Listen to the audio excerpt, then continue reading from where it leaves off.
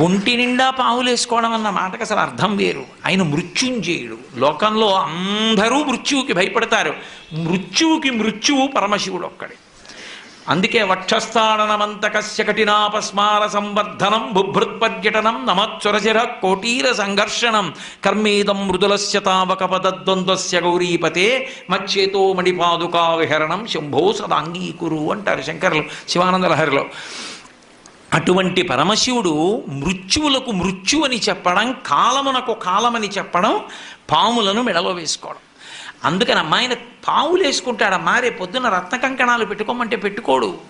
చందన గంధంబు జానడై పూయడు మద పంచ బాణ భస్మంబు. కానీ రేపు పొద్దున్న మీ నాన్నగారు అంగరాగాలు తెచ్చి, అంగరాగాలంటే ఏదో పౌడర్ డబ్బా తెచ్చి అక్కడ పెట్టి రాసుకోవాయి సువాసన వస్తుందంటే రాసుకోడు. గబగబా వెళ్ళి ఇంతకు ముందు తన 3వ కంటి మంటతో కాల్చేసిన మన్మధుడి భస్మ తీసి ఒంటికి రాసుకుంటాడు.